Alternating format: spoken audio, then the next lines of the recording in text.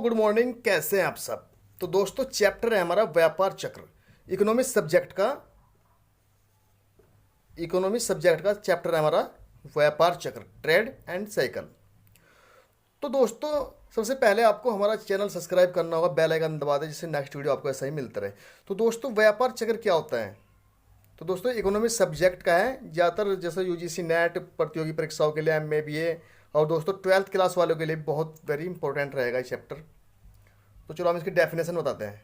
Definition के बाद फिर इसका जो मतलब इसकी अवस्थाएं बताएंगे हम आपको, अवस्थाओं के बाद जो इसके प्रकार है मैं बताएंगे। तो व्यापार चक्र कीन्स की अपनी पुस्तक ट्रीटाइज ऑफ मनी में दी गई परिभाषा के अनुसार व्यापार चक्र अच्छे व्यापार की उन विधियों से निर्भर है जिसकी विशिष्टता बढ़ती है कीमतें तथा कम बेरोजगार प्रतिशतता, और जो अवधियां गिरती कीमतों तथा ऊंची बेरोजगारी प्रतिशतता से युक्त बुरे व्यापार की अवधियों के साथ अदल बदल करती है। तो उसे क्या कहते हैं, व्यापार चक्र। चलो दूसरी परिभाषा समझते हैं इसकी। दूसरी परिभाषा है दोस्तों इसकी, पूंजीवादी व्यवस्था में सदा तेजी या मंदी नहीं रहती, बल्कि तेजी के बाद मंदी तथा मंदी के बाद तेजी का क्रम आता रहता है। यह पूंजीवादी अर्थव्यवस्था की प्रमुख विशेषता है। इसे ही व्यापार चक्र कहते हैं। क्या मतलब हुआ, पूंजीवादी व्यवस्था में सदा तेजी या सदा मंदी नहीं रहती, बल्कि तेजी के बाद मंदी, मंदी के बाद तेजी का क्रम आता रहता है। तो ठीक है दोस्तों, तो अब हम इसके आपको बताते हैं व्यापार चक्र के प्रकार, कितने प्रकार का होता है। तो व्यापार चक्र जो होता है ये 5 प्रकार का होता है। नंबर 1, अल्प किचिन चक्र। ये 40 माह की अवधि का होता है, इसे लघु चक्र भी कहते हैं। दीर्घ जुगलर चक्र, इस चक्र की अवधि 9.5 वर्ष होती है। इस चक्र को बड़ा चक्र भी कहते हैं। तो दोस्तों इसके बाद है अति दीर्घ कौंद्रातीव चक्र। इसकी अवधि 50 वर्ष की होती है, 50 वर्ष से अधिक होती है। फिर है नंबर 4, भवन संबंधी चक्र। इसकी अवधि 18 वर्ष की होती है। यह चक्र भवनों के निर्माण से संबंध रखते हैं। कुजनेट चक्र 16 से 22 वर्ष की बीच इनकी अवधि होती है। इस चक्र दीर्घ वर्ष के दीर्घकालीन उतार चढ़ाव में 7 से 11 वर्ष के चक्र अपेक्षाकृत उसे महत्वहीन बना देते हैं। तो इसे कुजनेट्स चक्र भी कहा जाता है। तो दोस्तों ये 5 हो गए।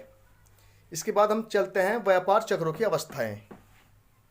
तो भाई अवस्था है इसकी, समृद्धि अवस्था नंबर 1, नंबर 2 प्रतिसार, नंबर 3 अवसाद, नंबर 4 पुनरुद्धार।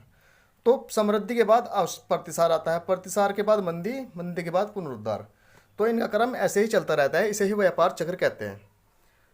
क्या हुआ, व्यापार चक्र किसे कहते हैं भाई, समृद्धि के बाद प्रतिसार, प्रतिसार के बाद अवसाद, अवसाद के बाद पुनरुद्धार। ये प्रति चक्र चलता रहता है, इसे ही व्यापार चक्र कहते हैं। तो सबसे पहले देख लो हम समृद्धि।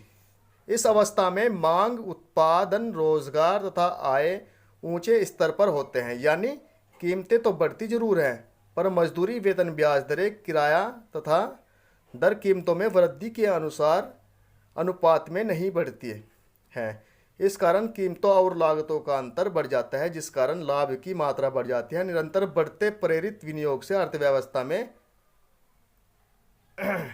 स्फीतिकारी दशाएं उत्पन्न हो जाती है। तेजी से बढ़ती हुई कीमतें स्वयं विनाश के बीज स्वयं बोती है। उत्पादकों का संचयी क्रम में लाभ घटता है और आर्थिक क्रियाएं प्रतिसार की ओर बढ़ती है। तो क्या हुआ, समृद्धि के बाद दोस्तों प्रतिसार आ जाता है। क्या कहा, आर्थिक क्रियाएं प्रतिसार की ओर बढ़ती जाती हैं, तो ये प्रतिसार है। प्रतिसार अर्थव्यवस्था में निराशा एवं भय का वातावरण उत्पन्न करता है, जबकि आर्थिक क्रियाओं के व्यापक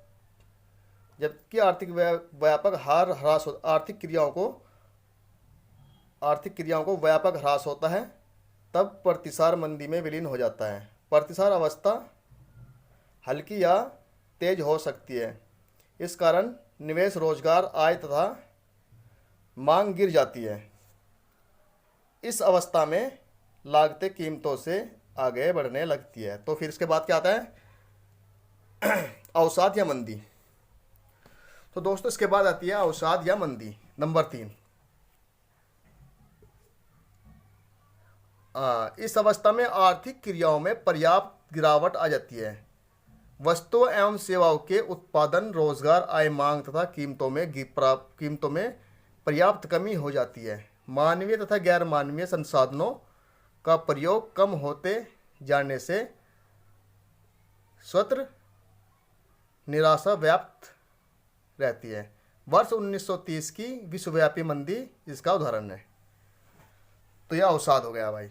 अवसाद के बाद फिर पुनरुत्थान व्यवस्था नंबर 4।